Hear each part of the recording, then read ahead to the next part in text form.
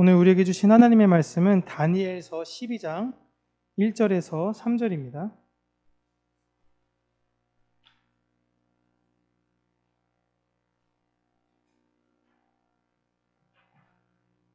다니엘서 12장 1절에서 3절 우리 함께 한 목소리로 읽겠습니다. 그때 내 민족을 호위하는 큰 군주 미가엘이 일어날 것이요 또 환란이 있으리니 이는 개국 이래로 그때까지 없던 환란일 것이며 그때 내 백성 중 책에 기록된 모든 자가 구원을 받을 것이라. 땅의 티끌 가운데서 자는 자 중에서 많은 사람이 깨어나 영생을 받은 자도 있겠고 수치를 당하여서 영원히 부끄러움을 당할 자도 있을 것이며 지혜 있는 자는 궁창의 빛과 같이 빛날 것이요 많은 사람을 옳은 대로 돌아오게 한 자는 별과 같이 영원토록 빛나리라. 아멘. 오늘은 성도의 소신이라는 제목을 가지고 하나님의 말씀을 우리 성도님들과 나누도록 하겠습니다. 날씨가 너무 더운 건가요? 이게 애매해서 그러신지 많은 분들이 감기에 많이 걸리시고 있는데 건강에 유의하시기를 바랍니다. 오늘 본문을 보시면 역사 이후 성경에서의 역사는요, 예수님이 오심으로 역사가 그냥 끝이에요. 그러니까 예수님이 다시 오실 것이다 라는 것이 아니라 구약의 모든 예언은 오실 예수님에 관한 예언이 전부였고요. 예수님이 오심으로 역사는 끝이 났습니다.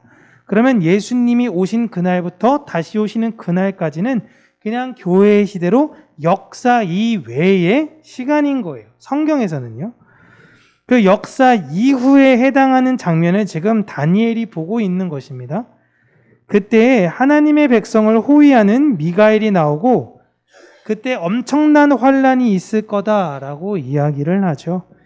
여기에서 그때라고 이야기하니까 물론 그때는 어떤 한 시기를 지칭하는 것이 있는데 마지막 날요. 그 마지막 날, 단 한 날만을 이야기하는 것이 아니라 사실상 여러분 맨 마지막 날에는 사실상은 아무런 환란은 없습니다. 그러니까 때라고 할 때 이거를 어떤 날 이렇게 보는 것이 아니라 어떤 기간으로 생각하시면 돼요. 어떤 쭉 환란의 마지막에 기간이 있고 정작 마지막 날에는 그냥 심판만 있어요. 심판. 그때는 여러분 환란이 없습니다. 끝이에요. 예수님 오시고 심판하면 끝입니다. 이제 구원받을 자, 유기될 자 이렇게 나뉘는 거예요. 여기서 그때는 성경에서 말하는 예수님에 대한 모든 예언이 끝나는 그 이후인 성령님께서 오신 교회의 시대를 이야기하는 것입니다. 그때 환란이 엄청날 거다라는 거죠. 그래서 그 시기에 초대교회의 지도자와 많은 성도들이 여러분 죽임을 당했습니다. 교회 시대 초반에 그랬죠. 베드로, 바울이 죽고 나중에는 모든 사도들도 다 죽고 요한도 죽고요.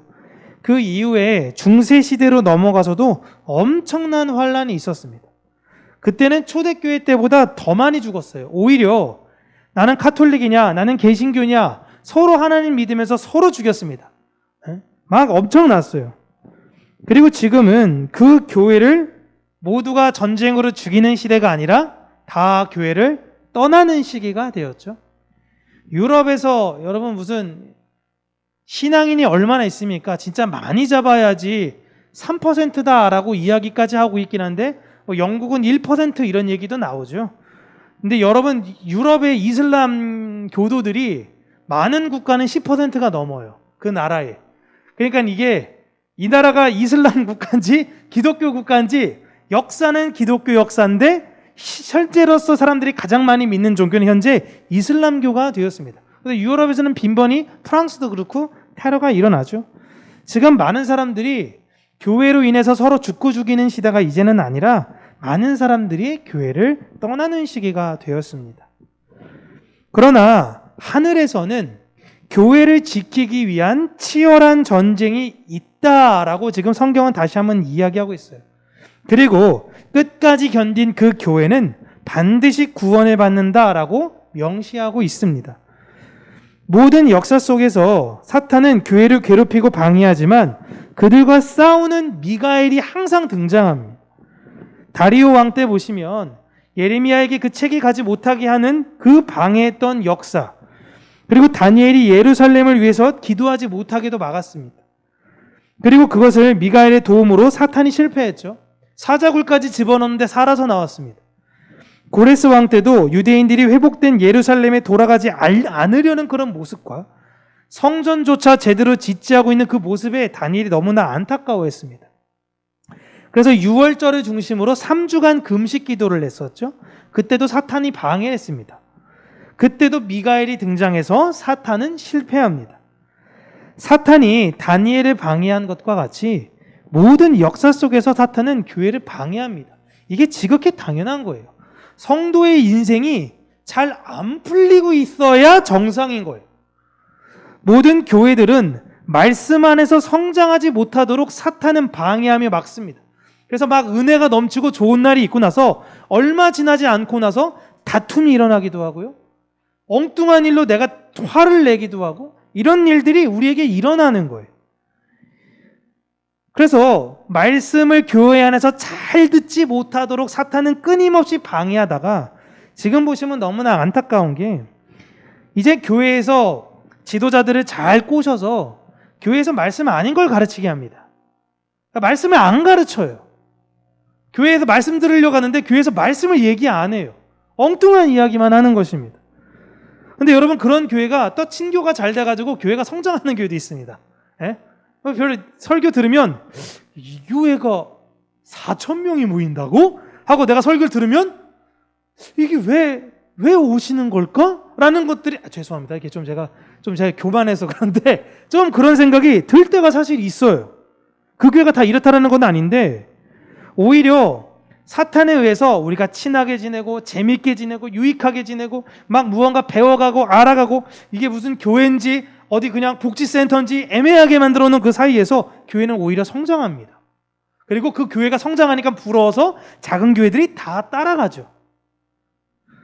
여러분 그런 게 중요한 게 아니라 내가 믿음 안에서 자유롭게 지내고 있는가를 교회에서는 확인하는 것이 너무 중요합니다.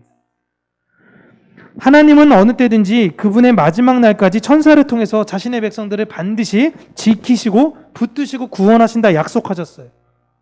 하나님의 백성들은 그 어떤 상황과 환경에도 흔들리지 않는 그 믿음이 그들이 탁월해서가 아니라 하나님의 사랑으로 말미암아 그 안에 그 믿음이 유지되는 것입니다. 전쟁의 위협, 질병의 위험, 재해의 위험, 그 어떤 것이 있어서 그것이 때로는 우리의 생명을 빼앗아 간다 하더라도 우리를 천국에 못 가게 할 수는 없습니다. 우리는 천국에 소망이 있기 때문에 때로는 그 일들이 나에게 닥치는 게 억울할 수도 있죠. 하지만 하나님께서 이걸 통해서 또 다른 하나님의 뜻하시고자 하는 계획이 이루어질 걸 신뢰하기 때문에 우리는 기꺼이 그 죽음을 맞이할 수 있는 것입니다. 오늘 성경에서도 그런 여러 가지 환난이 있을 때 누가 구원을 받냐라고 할 때 내 백성 중에 책에 기록된 자들만이 구원을 받는다라고 나와 있습니다. 하나님께서 말씀하시는데 내 백성이래. 내 백성 다니엘한테. 다니엘의 백성. 즉 다니엘이 기도하는 모든 역사 속의 교회들이 구원받는 것, 다니엘이 모든 예루살렘에 회복된 그 유대인들, 그리고 앞으로 있을 그 교회들, 그들 모두가 구원받는 것이 아니라 그들 중에서 책에 기록된 사람만이 구원을 얻는다라는 것이죠. 유대인이라고 다 천국 가는 것이 아니고 교회 다닌다고 다 구원받는 것이 아니다라는 것입니다. 사도 바울도 믿음으로 천국 간다라고 스스로 생각하고 복음을 오해하고 있는 로마 교회에 향해서 이런 이야기를 합니다. 로마서 11장 21절에 하나님이 원 가지들도 아끼지 아니하셨은즉 너도 아끼지 아니하시리라. 아멘. 로마 교회예요. 이방인들이에요. 여기서 원가지는 유대인들이죠. 하나님께서 율법을 직접 주셨고 하나님의 제사를 통해서 특별히 예수 그리스도조차도 그 유대인의 혈통으로 오셨습니다. 그런 그들을 꺾으실 정도까지인데 하물며 너희 같은 이방인들은 아무것도 아니다라는 거예요. 그러니까 내가 믿음을 가져서 내가 무언가를 했기 때문에 천국에 간다라는 이런 마음을 품고 살지 말고, 혹여나 믿음을 오해해서 내 마음대로 사는 것을 믿음이라고 생각하지 말아라 라는 거예요. 바울이 당부하고 있는 겁니다. 여러분, 물론 천국은 믿음으로 갑니다. 그러나 그 믿음을 가진 사람들은 자신의 행위에 대한 확신이 없어요. 언제나 두렵고 떨리는 마음으로 내 안에 하나님께서 주신 그 소중한 구원을 이루어 가려고 합니다. 그런데 아무런 열매도 안 보여. 그런데 자신은 천국 간다라고 생각하는 것은 믿음이 아니라 착각일 수 있다라고 바울은 이야기하고 있는 거예요. 그러니까 하나님의 백성이라고 생각하는 사람 중에 구원받지 못하는 사람이 분명히 있다라는 거예요. 예수님이 바리새인에게 빗대시죠. 지금 소경이 소경을 인도하고 있다. 너희들 바리새인 말 쫓아가면 안 된다. 소경이 소경을 인도하고 있어라는 게 오늘날 동일하게 적용되는 거예요. 어떤 교회 가서 한평생 그냥 신앙생활 했는데 한평생 신앙생활하고 지옥 같이 가는 거예요. 너무 슬픈 거 아닙니까? 근데 2000년 전이나 지금이나 동일한 것이에요. 성경은 동일한 걸 경고하고 있어요. 특별히 마지막 날에 2절 보시면 이미 죽은 수많은 사람들이 깨어나 영생에 가는 사람도 있고 영원히 부끄러움을 당하는 사람, 구원받지 못하는 사람도 있을 거다라고 이야기를 해요. 이 심판에 관한 다니엘이 보는 환상을 요한 또한 봅니다. 계시록 20장 11절 15절 보시면 또 내가 크고 흰 보좌와 그 위에 앉으신 이를 보니 땅과 하늘이 그 앞에서 피하여 간데 없더라. 또 내가 보니 죽은 자들이 큰 자나 작은 자나 그 보좌 앞에 서 있는데 책들이 펴 있고 또 다른 책이 펴졌으니 곧 생명책이라. 죽은 자들이 자기 행위를 따라 책들에 기록된 대로 심판을 받으니 바다가 그 가운데에서 죽은 자들을 내주고 또 사망과 음부도 그 가운데서 죽은 자들을 내주매 각 사람이 자기의 행위대로 심판을 받고 사망과 음부의 불못에 던져지니 이것은 둘째 사망 곧 불못이라. 누구든지 생명책에 기록되지 못한 자는 불못에 던져지더라. 아멘. 안 넘겨주셨나요? 다시 한번요. 13절부터 같이 읽을게요. 시작. 바다가 그 가운데서 죽은 자들을 내주고 또 사망과 음부도 그 가운데서 죽은 자들을 내주매 각 사람이 자기의 행위대로 심판을 받고 사망과 음부도 불못에 던져지니 이는 둘째 사망 곧 불못이라. 누구든지 생명책에 기록되지 못한 자는 불못에 던져지더라. 아멘. 생명책에 기록되지 못하면 지옥에 간다라고 이야기합니다. 요한이 보는 것과 다니엘이 보는 것이 거의 유사한 거예요. 마지막 날 보고 있는 거예요. 하나님께서 자신 앞에 모든 사람들을 세우시고 그들이 자기의 적힌 행위에 따라서 심판을 받고 있는 장면을 이야기하고 있습니다. 여기서 자신의 행위, 자기의 행위대로 심판받는 자기의 행위는 절대 착한 일을 말하는 것이 아니에요. 성경에서 행위는 다른 사람에게 보이는 겉행위가 아닙니다. 하나님만이 그 사람의 행위를 보시거든요. 그 행위는 내면의 행위를 말하는 거예요. 하나님께서 우리의 겉행위 보고 하나님 저 사람이 왜 심판받죠? 착한 일 너무 많이 했는데.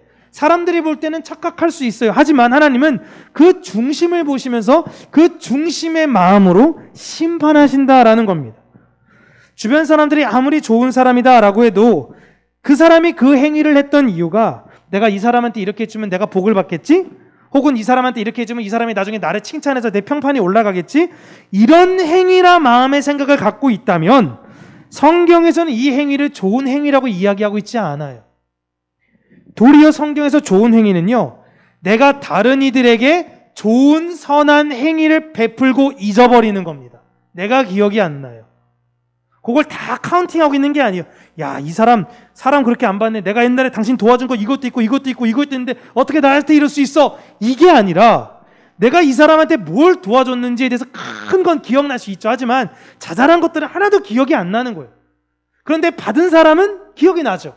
그러니까 천국에 가면 서로 만나면서 그때 나 그거 너무 고마웠어. 제가요? 제가 그랬나요? 저도 그 옛날에 그게 고마운데? 그럼 상대방은 또 내가 그랬나? 내가 그랬나? 서로 이러는 곳인 거예요, 천국은. 지옥은 그 거꾸로예요. 너희 자식 내가 그럴 줄 나한테 어떻게 이럴 수가 있니? 이런 사람들끼리 악다구니 하는 것이 바로 지옥이다라는 것입니다.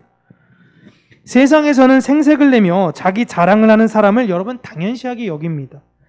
근데 하나님은 선하게 사는 자체인 사람을 기뻐하세요. 그냥 열매가 너무 자연스럽게 나오는 것.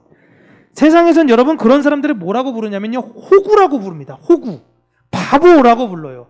언제까지 퍼줄 거야? 언제까지 그렇게 당할 거야? 에이그 바보라고 이야기합니다.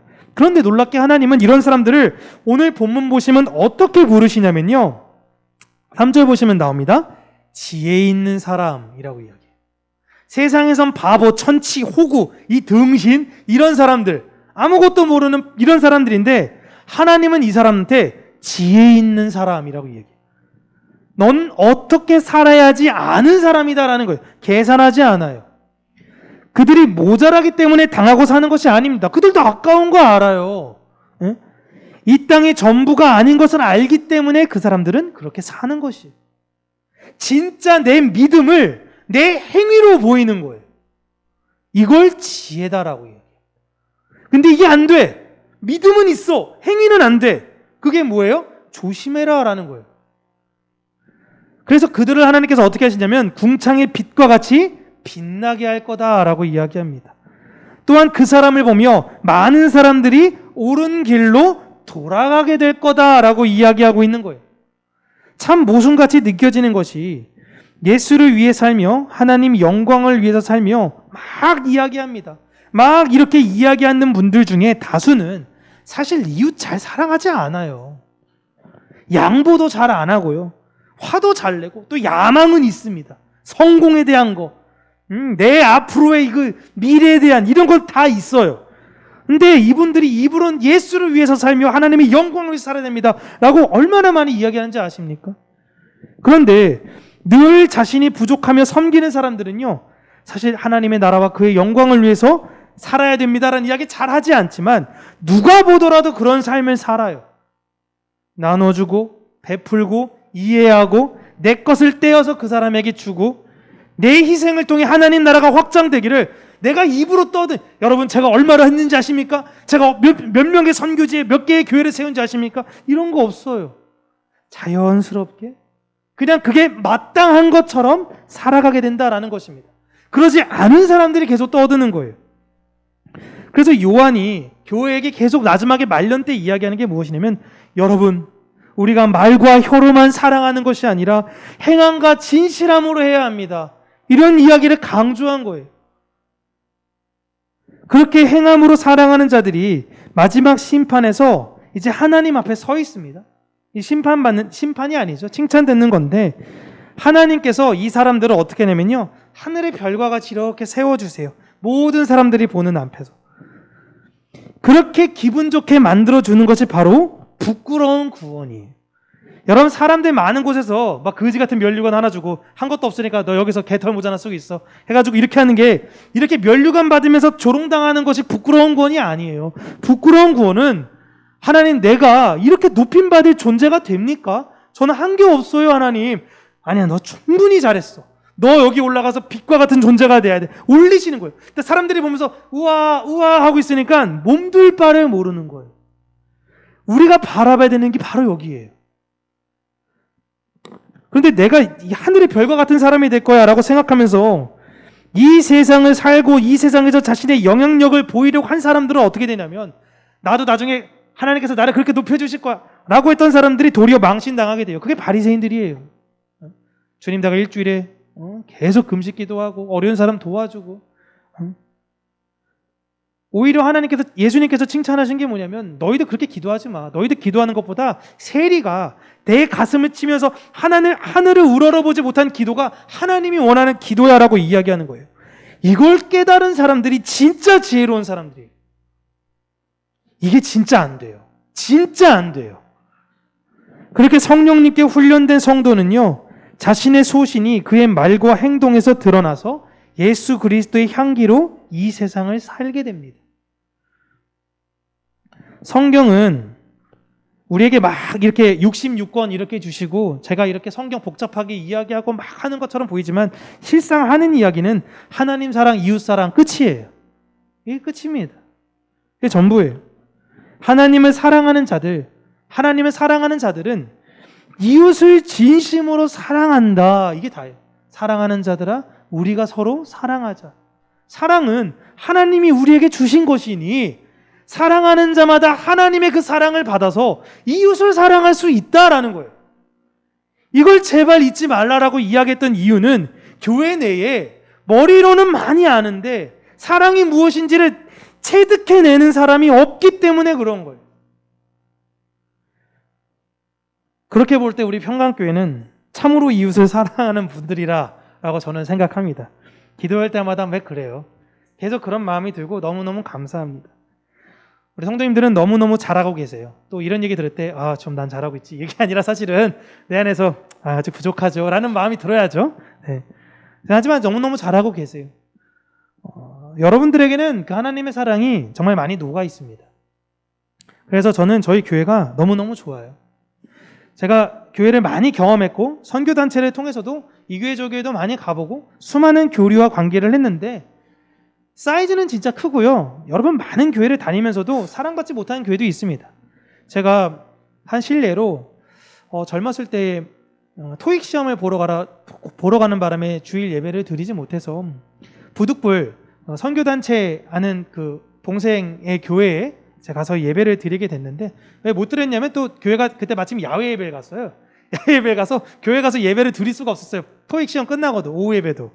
그래서 그쪽 교회 가서 예배를 드리는데 제가 이제 그쪽에 왔는데 갑자기 새신자라고 저를 소개하는 거예요. 새신자라고. 내가 분명히 얘기했는데 나는 원래 교회 다닌 사람이었고 얘기해서 자기소개하라고 하는데 윤바울입니다 라고 얘기하는데 이게 무슨 새신자예요. 이름이 바울인데.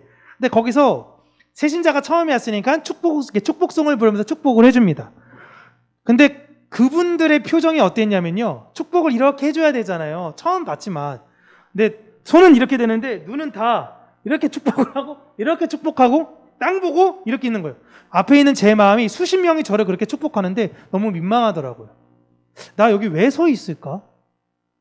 이게 만약에 나니까 괜찮지? 오늘 교회를 처음 왔어. 그러면 그 사람이 이 자리에서 무엇을 느꼈을까? 라고 얘기해서 나중에 조심스럽게 그 동생에게 얘기해 줬습니다.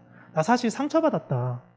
근데 내가 이렇게 상처받을 정도면 새로운 사람이 왔을 때는 너무너무 위험할 수 있으니 그냥 그 자리에서 일어나서 축복이나 하든가 박수 쳐주든가 그렇게 해라 라고 이야기했어요. 많은 교회가 여러분 실상 사랑을 이야기하지만 그 사랑이 체득되게 되는 것들은 정말 적어요. 근데 저는 저희 평강교회에서는 그 사랑이 느껴져서 너무너무 좋아요. 그냥 교회 자랑 한 번 더 한 거예요.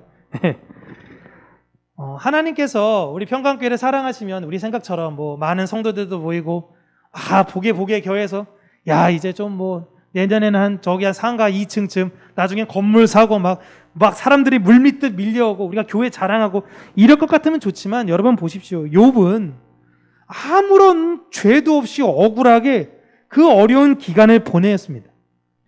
다윗이 사울에 쫓겨다니던 세월이 10년이 넘어요. 아무 잘못도 안 했거든요. 그냥 다윗이 내 왕권을 빼앗을까 봐 계속 죽이려고 쫓아다닙니다. 억울하게 10년을 도망다녔어요. 요셉이 뭘 그렇게 대단하게 잘못했습니까? 형들에게 팔리고 가서 좀 보디발 밑에서 좀 살만하니까 보디발 아내의 거짓말에 의해서 감옥에 갇히게 됐는데 그 감옥에서 또 10년 넘게 거기서 갇히게 됐잖아요. 여러분들은 잘못한 거 하나도 없는 것 같아요. 정말 하나도 없는 것 같은데 왜 하나님께서 이런 기간을 우리에게 보내시게 했는가라고 하는 것은 하나님께서 분명히 평강교회를 통해서 이루시고자 하는 일이 있기 때문에 그런 것입니다. 저는 이걸 신뢰하는 거예요. 언제인지는 모르겠죠. 하지만 하나님께서 일하실 것입니다. 하나님께서 우리를 통해서 많은 이들을 분명히 부르실 거예요. 확신해요. 기도하면서 확신하는 거예요. 그냥 제 객기로 이야기하는 것이 아니라 확신합니다. 하나님께서 우리 교회를 통해서 일하시고자 하는 일들을 우리가 잘 감당했으면 좋겠고 많은 사람들이 이 안에 들어와 진리 안에서 바라서고 복음으로 기뻐하는 사람들이 되었으면 좋겠어요. 그렇게 함께 하나님 나라를 귀하게 세워가면서요. 주의 영광을 우리의 이런 말이 아니라 우리 진심을 담은 행동으로 드러내는 지금도 훌륭하지만 더 훌륭한 우리 평강교회가 되기를 주님의 이름으로 축복합니다. 기도하겠습니다. 살아계신 하나님 아버지, 우리 평강교회에 있는 모든 성도님들이 지혜 있는 자들이 되기를 간절히 원합니다. 이 세상에는 조금은 둔할지 모르겠지만 하나님께서 분명히 살아계시며 우리가 거할 그 영원한 처소는 이 땅이 아닌 하늘에 있다라는 그 믿음을 가지고 지금 내가 가지고 있는 이것을 아낌없이 나누는 자들이 될 수 있는 믿음을 허락하여 주시기를 간절히 간구하고 소원합니다. 하나님의 은혜와 사랑으로 우리 평강교회가 더욱더 사랑 안에서 견고한 교회가 되어지기를 원하고 진리 안에 증거하며 진리 안에서 기뻐하는 교회가 되어지기를 간절히 원합니다. 여러 힘든 어려운 시련의 환난의 그 시간을 보낸 가운데 하나님 우리의 마음이 꺾이지 아니하도록 붙들어 주시고 더욱더 몸된 교회를 사랑하며 주의 나라와 영광을 사모하며 믿음으로 달려가는 복된 교회가 되게 하여 주시옵소서. 예수님 이름으로 기도합니다. 아멘.